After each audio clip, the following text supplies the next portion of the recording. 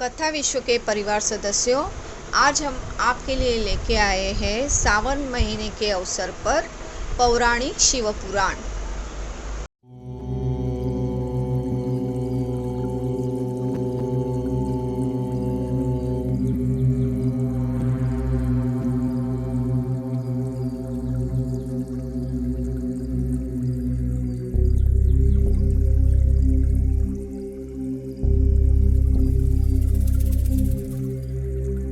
शिव पुराण महात्म्य 5वां अध्याय।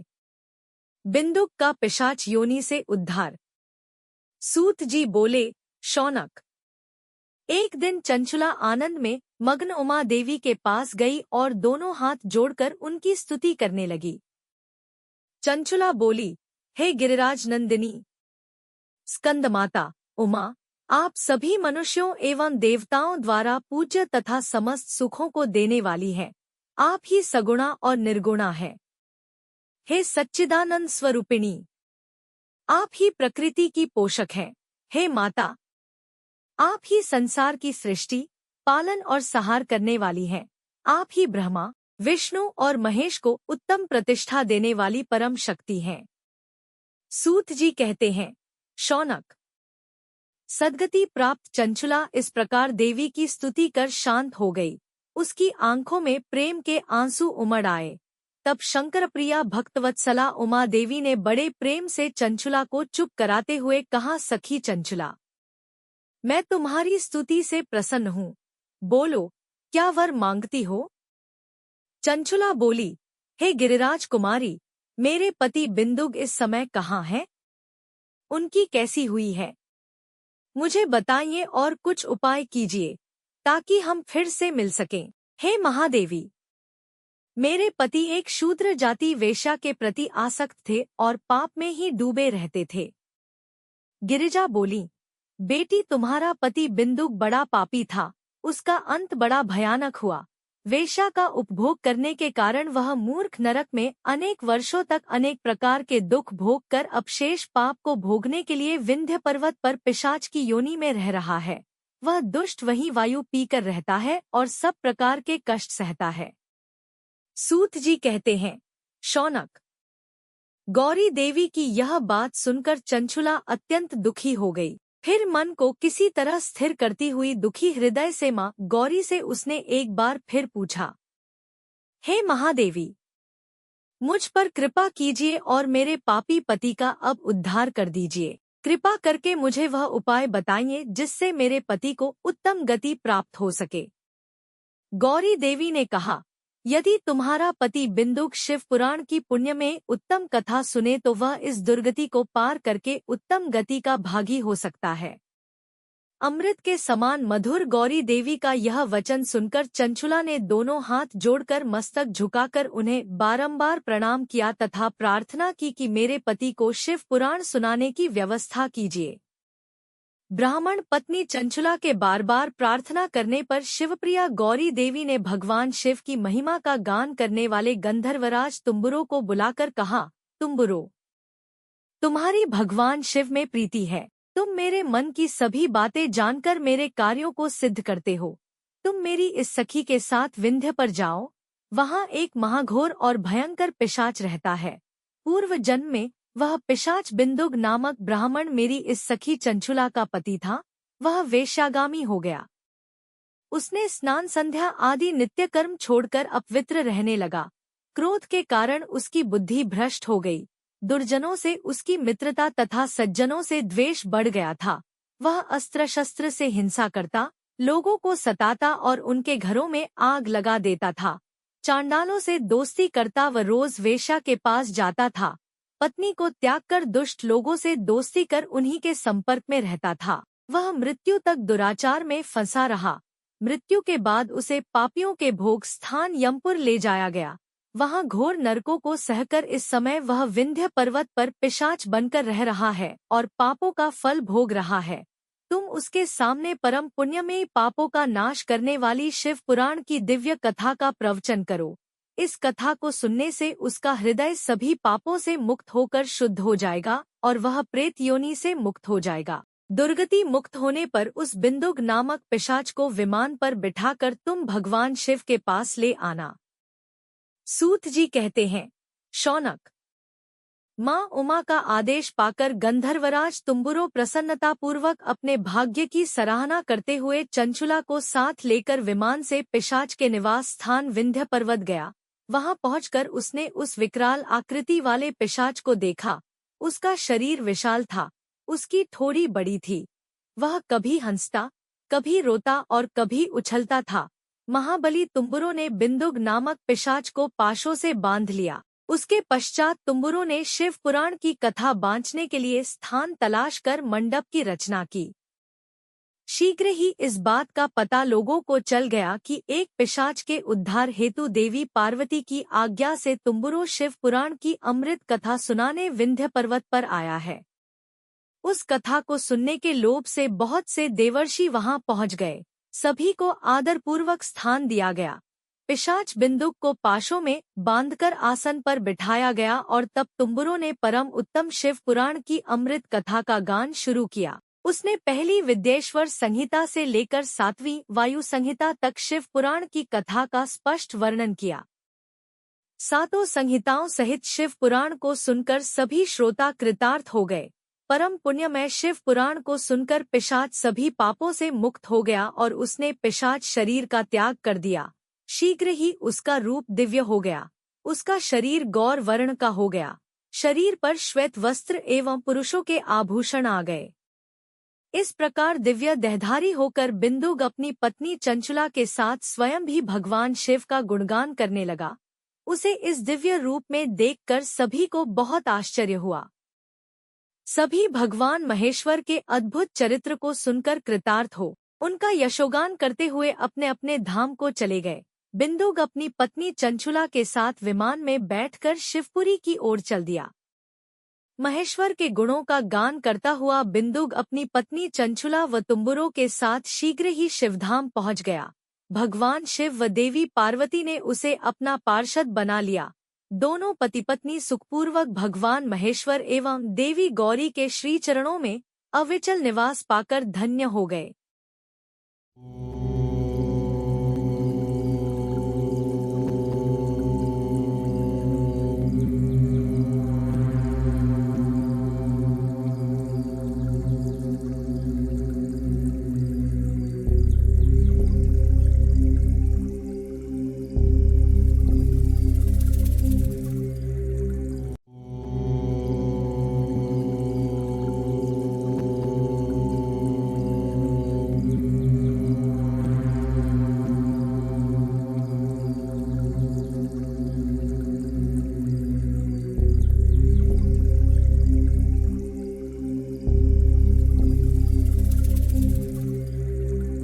शिव पुराण महात्म्य, छठा अध्याय।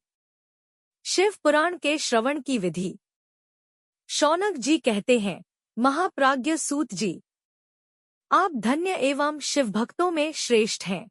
हम पर कृपा कर हमें कल्याणमय शिव पुराण के श्रवण की विधि बताइए, जिससे सभी श्रोताओं को संपूर्ण उत्तम फल की प्राप्ति हो। सूत जी ने कहा, मुने शौनक, तुम्हें संपूर्ण फल की प्राप्ति के लिए मैं शिव पुराण की विधि सविस्तार बताता हूँ। सर्वप्रथम किसी ज्योतिषी को बुलाकर दान से संतुष्ट कर उससे कथा का शुभ मुहूर्त निकलवाना चाहिए और उसकी सूचना का संदेश सभी लोगों तक पहुँचाना चाहिए कि हमारे यहाँ शिव पुराण की कथा होने वाली है। अपने कल्याण की इच्छा रखने वालों को इसे सुनने अवश्य पधारना चाहिए। देश देश में जो भी भगवान शिव के भक्त हों तथा शिव कथा के कीर्तन और श्रवण के उत्सुक हों, उन सभी को आदरपूर्वक बुलाना चाहिए और उनका आदर सत्कार करना चाहिए। शिव पुराण सुनने के लिए मंदिर, तीर्थ, वन प्रांत अथवा घर में ही उत्तम स्थान का निर्माण करना चाहिए। केले के खंभों से सुशोभित कथा मंडप तैयार कराएं। उसे सब ओर फल पुष्प, सुंदर चंदोवे से अलंकृत करना चाहिए। चारों कोनों पर ध्वज लगाकर उसे विभिन्न सामग्री से सुशोभित करें। भगवान शंकर के लिए भक्तिपूर्वक दिव्य आसन का निर्माण करना चाहिए तथा कथा वाचक के लिए भी दिव्य आसन का निर्माण करना चाहिए। नियम पूर्वक कथा सुनने वालों के लिए भी सुयोग्य आसन की व्यवस्था करें तथा अन्य लोगों के बैठने की भी व्यवस्था करें। कथा बाँचने वाले विद्वान के प्रति कभी बुरी भावना न रखें। संसार में जन्म तथा गुणों के कारण बहुत से गुरु होते हैं, परंतु उन सब में पुराणों का ज्ञाता ही परम गुरु माना जाता है। पुराणवेत्ता पवित्र, शांत, साधु, ईर्ष्या पर विजय प्राप्त करने वाला और दयालु होना चाहिए। ऐसे गुणी मनुष्य को इस पुण्यमय कथा को बाँचना चाहिए। सूर्योदय से 3:30 पहर तक इसे बाँचने का उपयुक्त समय है। मध्याह्न काल में 2 घड़ी तक कथा बंद रखनी चाहिए ताकि लोग मलमूत्र का त्याग कर सकें। जिस दिन से कथा शुरू हो रही है उससे 1 दिन पहले व्रत ग्रहण करें। कथा के दिनों में प्रातः काल का नित्यकर्म संक्षेप में कर लेना चाहिए।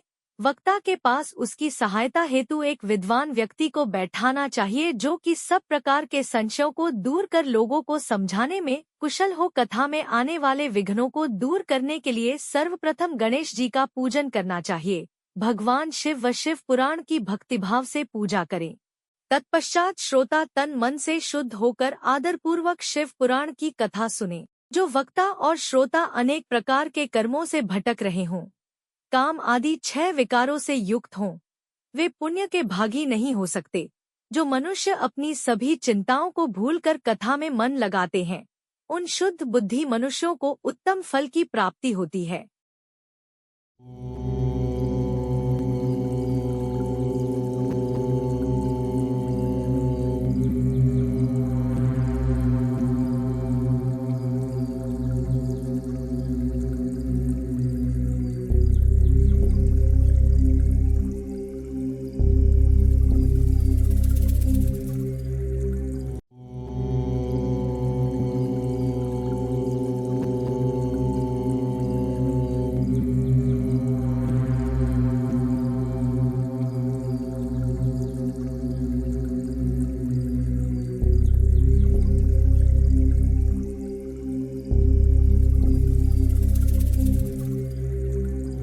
शिव पुराण महात्म्य 7वां अध्याय।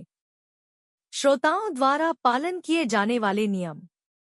सूत जी बोले, शौनक, शिव पुराण सुनने का व्रत लेने वाले पुरुषों के लिए जो नियम है उन्हें भक्तिपूर्वक सुनो। शिव पुराण की पुण्यमय कथा नियम पूर्वक सुनने से बिना किसी विघ्न बाधा के उत्तम फल की प्राप्ति होती है। दीक्षा रहित मनुष्य को कथा सुनने का अधिकार नहीं है, अतः पहले वक्ता से दीक्षा ग्रहण करनी चाहिए। नियम पूर्वक कथा सुनने वाले मनुष्य को ब्रह्मचर्य का अच्छी तरह से पालन करना चाहिए। उसे भूमि पर सोना चाहिए, पत्तल में खाना चाहिए तथा कथा समाप्त होने पर ही अन्न ग्रहण करना चाहिए। समर्थ मनुष्य को शुद्ध भाव से शिव पुराण की कथा की समाप्ति तक उपवास रखना चाहिए और एक ही बार भोजन करना चाहिए। गरिष्ठ अन्न, दाल, जला अन्न, सेम, मसूर तथा बासी अन्न नहीं खाना चाहिए।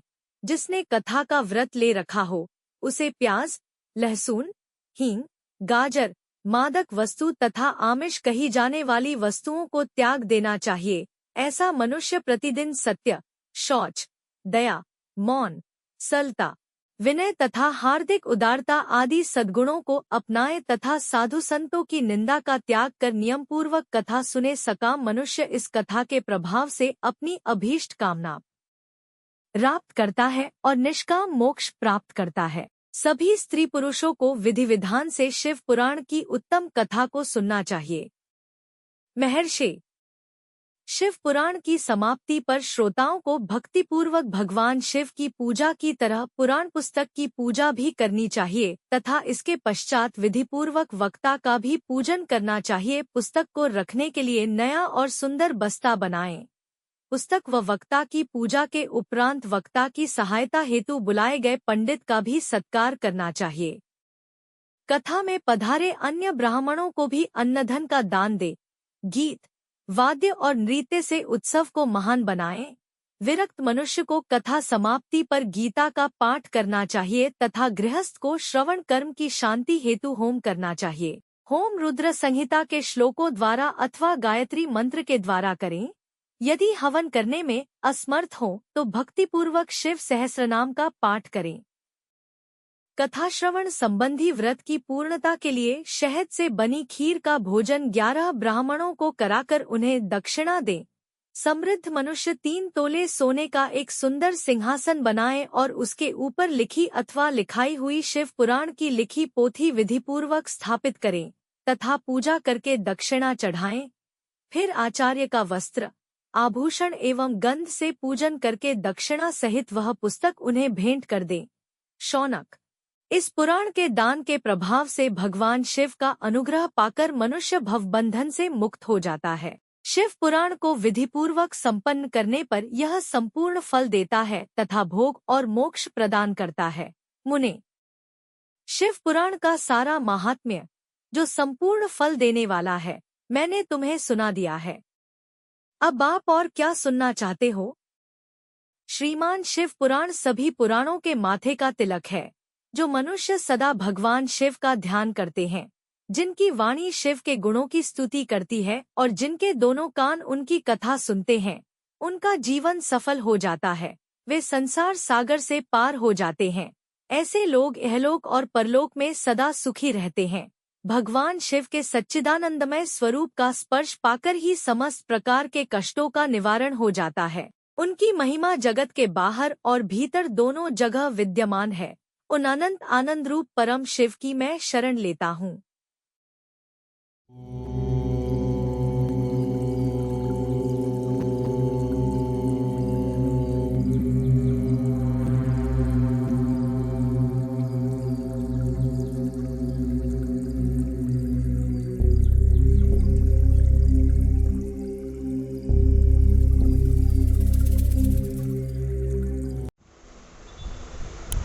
ओम नमः शिवाय, ओम नमः शिवाय, ओम नमः शिवाय। धन्यवाद। तो दोस्तों, कैसे लगी आपको हमारी ये पौराणिक जानकारी? ज़रूर हमें कमेंट करके बता दीजिए और हमारा चैनल सब्सक्राइब कीजिए और बेल बटन अवश्य दबाइए ताकि नई जानकारी आप तक पहुँचे। धन्यवाद।